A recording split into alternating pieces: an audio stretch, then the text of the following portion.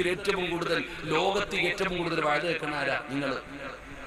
നിങ്ങൾ 24 മണിക്കൂറും വാഴല്ലേ? ഇപ്പൊ ഓൺലൈനിന്റെ കാലമാണ്. നേരം വെളുത്താ തുടങ്ങും. സുബ്ഹാനല്ലാഹ്. നേരം വെളുത്തു കഴിഞ്ഞാൽ രാത്രി വരെ വാഴ. ഈ കേൾക്കണതൊക്കെ ചെയ്യുന്നുണ്ടോ താത്താമാരെ? അതാ എനിക്കറിയേണ്ടത്. വാഴ കേട്ടാ പോരല്ലോ, ആ കേൾക്കുന്നത് ഇൽമല്ലേ, അറിവല്ലേ, അത് ജീവിതത്തിൽ ചെയ്യണം. അല്ലാഹു ഈമാൻ നൽകുമാറാകട്ടെ. അല്ലാഹു ഈമാൻ നൽകുമാറാകട്ടെ. എനിക്ക് കോഴിക്കോട് ഭാഗത്തൊരു സ്ഥലത്ത് വാഴന് പോയപ്പോ ഒരു പ്രായമുള്ള ഉപ്പ എന്നെ കണ്ടു. അദ്ദേഹം എന്നോട് ചോദിച്ചു, നിങ്ങൾ ആ വാഴ പറയുന്ന ഉസ്താദല്ലേ? ഞാൻ പറഞ്ഞു, അതേപ്പാ. ഉസ്താദ് ദയവ് ചെയ്തിട്ടൊരു കാര്യം പറയണം കേട്ടോ, എന്നോട് പറയാൻ പറഞ്ഞൊരു കാര്യമാണ്. ഉസ്താദ് വാഴന്റെ മജ്‌ലിസിൽ പറയാൻ വേണ്ടി പറഞ്ഞു തന്നൊരു കാര്യമാണ്. ആ വാപ്പ രാവിലെ എഴുന്നേറ്റ് സുബഹിക്ക് പള്ളിയിൽ പോകും. സുബഹി നിസ്കരിക്കാൻ വേണ്ടി ആ സാധു രാവിലെ എഴുന്നേറ്റ് പള്ളിയിൽ പോയി നിസ്കരിച്ചിട്ട് ആ വാപ്പ വീട്ടിലേക്ക് മടങ്ങി വന്നു. വീട്ടിലേക്ക് നടന്നു വന്നിട്ട് തന്റെ ഭാര്യയോട് ചോദിച്ചു, പെണ്ണെ ഒരു ഗ്ലാസ് ചായ തരാൻ. പള്ളിയിൽ പോയി നിസ്കരിച്ച് ക്ഷീണിച്ച് വീട്ടിൽ വന്ന ഭർത്താവ് തന്റെ ഭാര്യയോട് ചോദിച്ചു, ഒരിത്തിരി ചായ തരാൻ. അപ്പൊ ഭാര്യ പറയാ, ഞാൻ മജ്‌ലിസിൽ ഇരിക്കാൻ കുറച്ചുകൂടെ കഴിയട്ടെ എന്ന്. സുബ്ഹാനല്ലാഹ്. ഓള് വാഴ കേട്ടോണ്ടിരിക്കുകയാണ്. പച്ച മലയാളത്തിൽ പറഞ്ഞ സ്വന്തം ഭർത്താവിന് ഒരു ഗ്ലാസ് വെള്ളം കൊടുക്കാതെ നീ വാഴ കേട്ടിട്ട് എന്ത് ചെയ്യാനാണ്? അങ്ങനൊന്നും വാഴ കേൾക്കാൻ ആരും പറഞ്ഞിട്ടില്ലല്ലോ. നിനക്ക് വാഴ കെട്ടില്ല എന്ന് പറഞ്ഞ അല്ലാഹ് നിന്നെ നരകത്തിൽ വിടൂല. ഭർത്താവിന്റെ പൊരുത്തമില്ലെങ്കിൽ നീ നരകത്തില. അല്ലാഹു കാത്തുരക്ഷിക്കുമാറാകട്ടെ. അതിപ്പോ എന്റെ വാഴാണെങ്കിൽ അങ്ങനൊന്നും കേൾക്കരുത്. ഇപ്പൊ എല്ലാരും എന്നോട് തന്നെ പലരും പറയാറുണ്ട്, ഉസ്താദ് നിങ്ങളുടെ വാഴ കേട്ടിട്ടാ ഞാൻ ഉറങ്ങുന്നേന്ന്, നിങ്ങളുടെ വാഴ കേട്ടിട്ടാ ഞാൻ ഉറങ്ങുന്നേന്ന്. പണ്ട് പാട്ട് കേട്ടിട്ടായിരുന്നു ഉറങ്ങുന്നത്, ഇപ്പൊ വാഴ കേട്ടിട്ടാ ഉറങ്ങുന്നത്. അല്ലാഹു കാത്തുരക്ഷിക്കുമാറാകട്ടെ. എന്റെ പ്രിയപ്പെട്ടവരെ, ഇങ്ങനെ കേട്ടാൽ മാത്രം പോരാ, കേൾക്കുന്ന അറിവുകൾ നമ്മുടെ ജീവിതത്തിൽ ചെയ്യണം. ആ കണക്ക് നോക്കുവാണെങ്കിൽ ഇനി ജീവിതത്തിൽ വാഴ കേൾക്കണ്ട. അത്രയ്ക്കും കേട്ട് കഴിഞ്ഞു. അത്രയ്ക്കും കേട്ട് നിങ്ങൾ തന്നെ ഒരു വാഴ പറയാം. പണ്ട് കല്യാണ വീട്ടിൽ പാട്ട് പാടും, ഇപ്പൊ വാഴ പറയും. ഓരോ മോഡല, ഓരോ ഉസ്താദന്മാരുടെ വാഴ. ഇപ്പൊ നമ്മൾ ഇൻസ്റ്റാഗ്രാമിലൊക്കെ നോക്കിക്കഴിഞ്ഞാൽ ഉസ്താദന്മാരെ പ്രസംഗിക്കുന്ന പ്രസംഗം ഇട്ടിട്ടാണ് ഇന്ന് കുട്ടികൾ റീൽസ് ചെയ്യുന്നത്. അല്ലാഹു കാത്തുരക്ഷിക്കുമാറാകട്ടെ. അപ്പൊ ഞാൻ പറഞ്ഞു വന്നത്, ഒരറിവ് പഠിച്ചാൽ ആ അറിവ് ചെയ്യണം ജീവിതത്തിൽ. അപ്പോഴാണ് അതുകൊണ്ട് പ്രയോജനമുണ്ടാകുന്നത്. അതുകൊണ്ട് എന്റെ പ്രിയപ്പെട്ടവരോട് ഞാനൊരു നന്മ പറഞ്ഞു തരാം.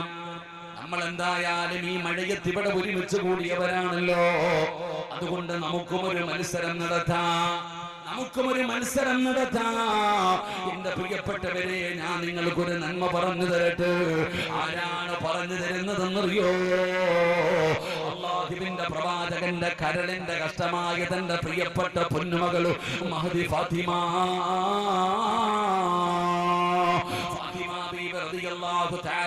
പറഞ്ഞു തരികയാ. അല്ലാഹുവിന്റെ പ്രവാചകന്റെ പ്രിയപ്പെട്ട മരുമകനായ അലി ഇബ്നു അബീ ത്വാലിബ് റളിയല്ലാഹു തആല അൻഹു, അവരുടെ ചരിത്രം നമുക്കറിയുമല്ലോ. അല്ലാഹുവിന്റെ റസൂലിന്റെ അല്ലാഹുവിന്റെ റസൂലിന്റെ പ്രിയപ്പെട്ട പൊന്നാരമകളെ വിവാഹം കഴിച്ചത് പാവപ്പെട്ടവനായ അലിയാര് തങ്ങളാണ്. സമ്പത്തില്ലായിരുന്നു, പാവപ്പെട്ടവനായിരുന്നു. ഒട്ടകത്തള പടച്ചവനെ പുല്ലറുത്തിട്ട് ഒട്ടകമുള്ള വീടുകളിൽ കൊണ്ടുപോയി വിറ്റിട്ട് ജീവിക്കുന്ന പാവപ്പെട്ടവനായ അലിയാര് തങ്ങളാണ് അല്ലാഹുവിന്റെ റസൂലിന്റെ കരളിന്റെ കഷ്ടമായ ഫാത്തിമയെ വിവാഹം കഴിച്ചത്. അവരുടെ ജീവിത ചരിത്രം വായിച്ചു നോക്കൂ പെങ്ങള്. ഫാത്തിമ ബീവിയുടെ ചരിത്രം വായിച്ചു നോക്കൂ. രണ്ടുപേരും പാവപ്പെട്ടവരാണ്.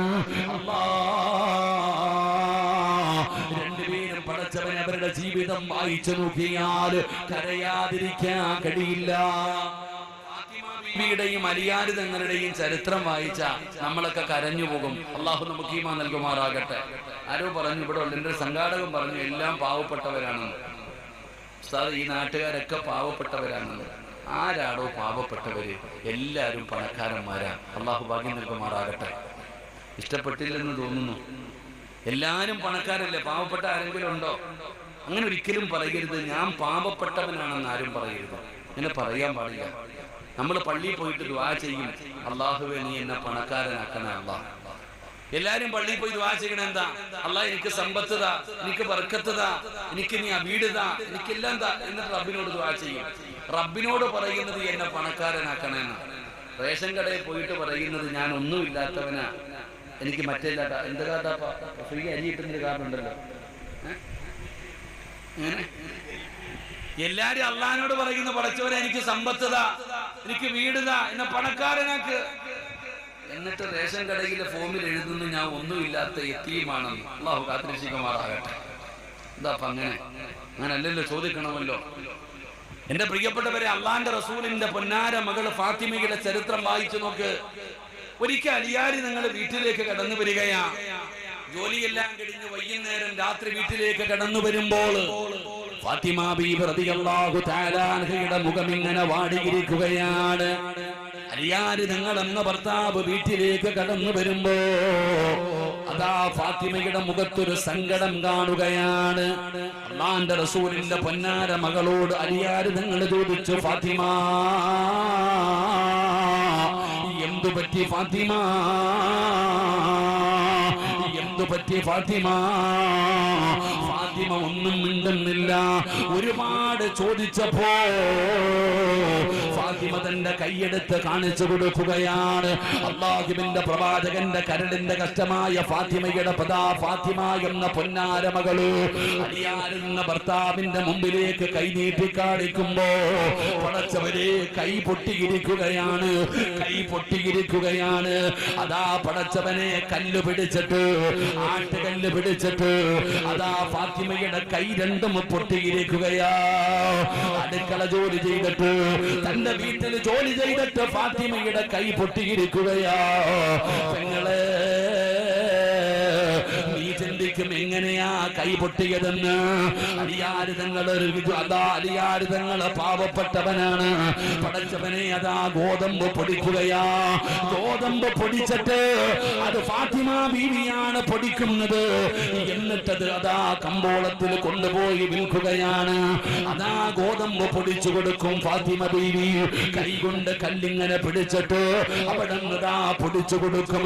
അത് കൊണ്ടുപോയി വിറ്റിട്ട് കിട്ടുന്ന ചെറിയ പൈസ കൊണ്ടാണ് ആ കുടുംബം കഴിയുന്നത്. എപ്പോഴും ജോലിയാ പെങ്ങള്. അത് മനസ്സിലാകണമെങ്കിൽ ഫാത്തിമയുടെ ചരിത്രം വായിച്ചു നോക്ക്. ഹസനും ഹുസൈൻ എന്ന് പറയുന്ന രണ്ട് മക്കളുണ്ട് ഫാത്തിമയ്ക്ക്.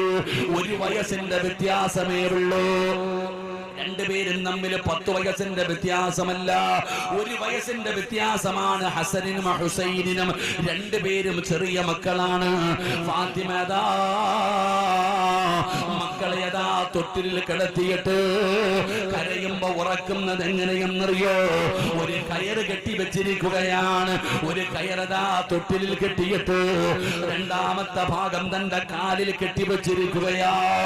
മക്കള് കിടന്ന് കരഞ്ഞ ആ കെട്ടിയിരിക്കുന്ന കാലിൽ കെട്ടിയിരിക്കുന്ന കയറ് കൊണ്ട് ആട്ടിയാട്ടിയാണ് ഫാത്തിമ തന്റെ പൊന്നാര മക്കളെ ഉറക്കിയത് പോലും. കാരണം അത്രയ്ക്കും തിരക്കായിരുന്നു, അത്രയും ജോലിയായിരുന്നു. അങ്ങനെ കല്ല് പിടിച്ചിട്ട് 2 കൈയും ഇങ്ങനെ പൊട്ടിയിരിക്കുകയാണ്. അതുകൊണ്ടാണ് ഫാത്തിമയുടെ മുഖത്ത് വല്ലാത്ത സങ്കടം. അല്ലാഹുവേ, അലിയാര് നിങ്ങൾക്ക് വിഷമമായി. തന്റെ പ്രിയപ്പെട്ട ഭാര്യയാണല്ലോ, അലിയാര് നിങ്ങൾക്ക് സങ്കടമായി. അങ്ങനെ രണ്ടുപേരും കിടക്കുമ്പോ അലിയാര് തങ്ങൾ പറഞ്ഞു, ഫാത്തിമ ഞാനൊരു വഴി പറഞ്ഞു തരട്ടെ. നിന്റെ പ്രയാസം മാറാൻ, നിന്റെ കഷ്ടപ്പാട് മാറാൻ ഞാനൊരു വഴി പറഞ്ഞു തരട്ടെ ഫാത്തിമ. എന്തേ അലിയേ, എന്തേ അലിയേ ഫാത്തിമ, നീ നാളെ അള്ളാന്റെ റസൂലിനെ കാണാൻ പോകണേ ഫാത്തിമ. നീ നിന്റെ വാപ്പയെ കാണാൻ പോകണം. വാപ്പയുടെ കയ്യിൽ ഒരുപാട് അടിമകളുണ്ട്, വാപ്പയുടെ കയ്യിൽ ഒരുപാട് അടിമകളുണ്ട്. നീ ചെന്നിട്ട് നിന്റെ കൈ കാണിച്ചിട്ട് നിന്റെ സങ്കടം പറഞ്ഞിട്ട് ഒരടിമയെ ചോദിച്ചാ അള്ളാന്റെ റസൂല് തരും ഫാത്തിമ.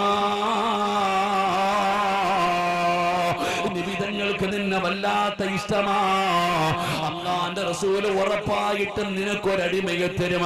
ഒരടിമയെ കിട്ടിയാൽ ഈ ജോലിയൊക്കെ ചെയ്യുമല്ലോ, നിന്റെ പ്രയാസം മാറുമല്ലോ, നിന്റെ കഷ്ടപ്പാട് മാറുമല്ലോ. അല്ലാഹുവേ, ഫാത്തിമ ചിന്തിച്ചു, പറച്ചവനെ ഭർത്താവ് പറഞ്ഞത് നല്ല കാര്യമാ. അങ്ങനെ രണ്ടുപേരും കിടന്നുറങ്ങി.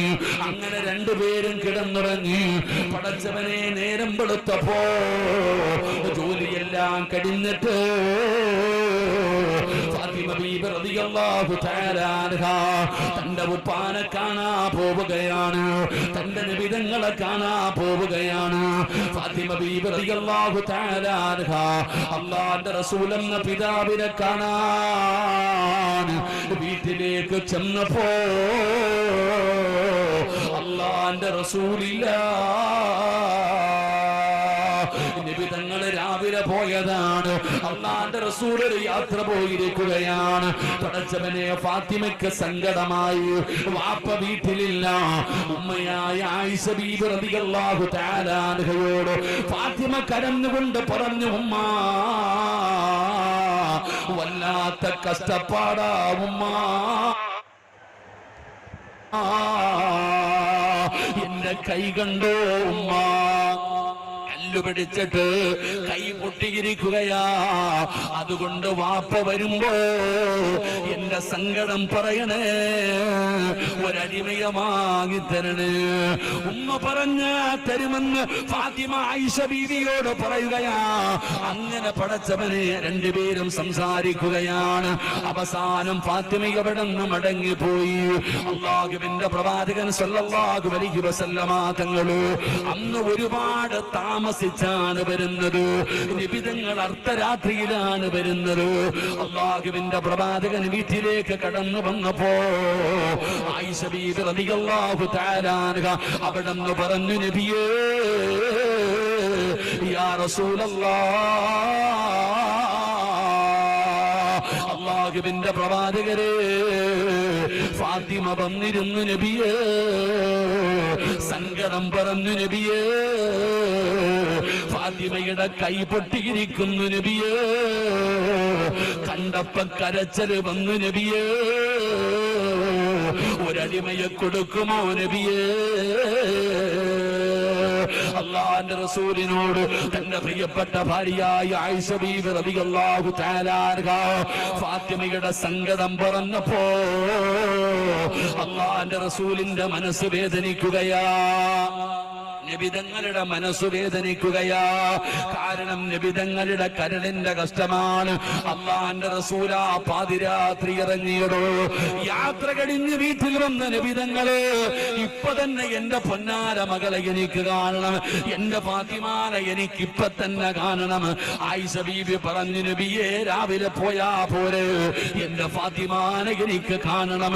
അല്ലാഹുവിന്റെ റസൂല് രാത്രിയിൽ തന്നെ ഫാത്തിമയുടെ വീട്ടിലേക്ക് കടന്നു വരികയാ.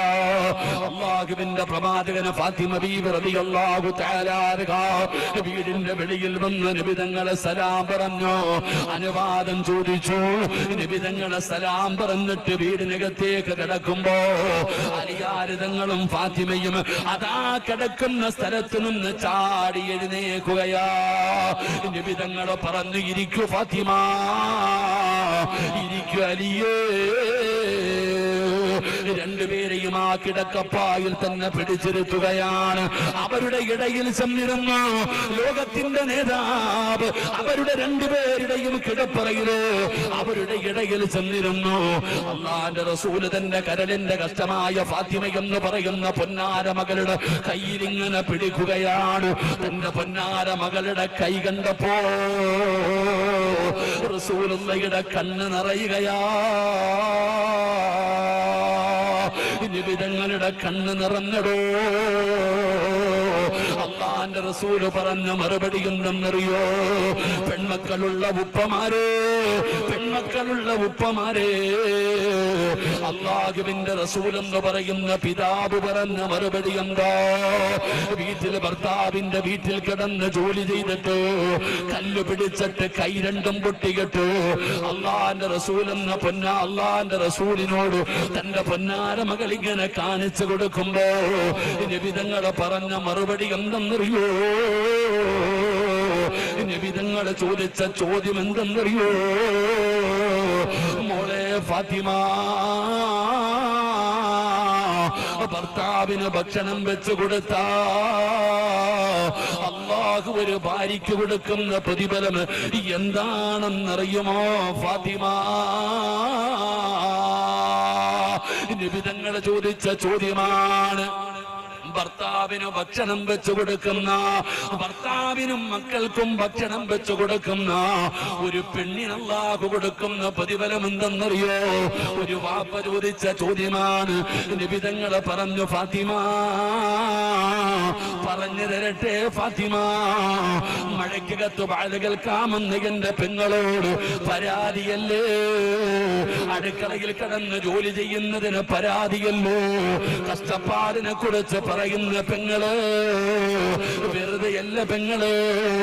അടുക്കളയിൽ ചോറ് വെക്കുമ്പോ അടുപ്പിന്റെ ചുവട്ടിൽ കിടന്നിട്ട് കഷ്ടപ്പെടുന്ന ഉമ്മ. ഞാൻ എമ്മയ്ക്ക് പഠിച്ചവളാ, ഡിഗ്രിക്ക് പഠിച്ചവളാ, എന്നെ കൊണ്ടുവന്ന് അടുക്കളയിൽ ഇട്ടിരിക്കുന്നു എന്ന് സങ്കടം പറയുന്ന പെങ്ങള്, നിനക്കറിയുവോ ഭക്ഷണം വെച്ചാ കിട്ടുന്ന പ്രതിഫലമെന്താ? ഭർത്താവിന്റെ തുണി കഴുകിയാ കിട്ടുന്ന പ്രതിഫലമെന്താ? മക്കൾക്ക് പാല് കൊടുത്താ കിട്ടുന്ന പ്രതിഫലമെന്താ? പ്രസവിക്കുന്ന പെണ്ണിന് കിട്ടുന്ന പ്രതിഫലമെന്താ? ഭർത്താവിന്റെ തലയിൽ എണ്ണ തേച്ചു കൊടുത്താ കിട്ടുന്ന പ്രതിഫലമെന്താ? ഭർത്താവിന്റെ മുഖത്ത് നോക്കി ചിരിച്ചാ കിട്ടുന്ന പ്രതിഫലമെന്താ? പെങ്ങളെ, നിന്റെ വീടൊന്ന് തൂത്തുവാരിയാ അല്ല നിനക്ക് തരുന്ന പ്രതിഫലം എന്തെന്നറിയോ? അടുക്കളയിൽ കിടന്ന് നട്ടുച്ച സമയത്ത് അടുപ്പിന്റെ ചുവട്ടിൽ കിടന്നിട്ട് നീ ഭക്ഷണം ഉണ്ടാക്കുമ്പോ ശരീരം വിയർക്കുമല്ലോ പെങ്ങള്. തുടയ്ക്കുന്ന പെങ്ങള്, അത് വെറുതെയാകില്ല, അത് വെറുതെയാകില്ല.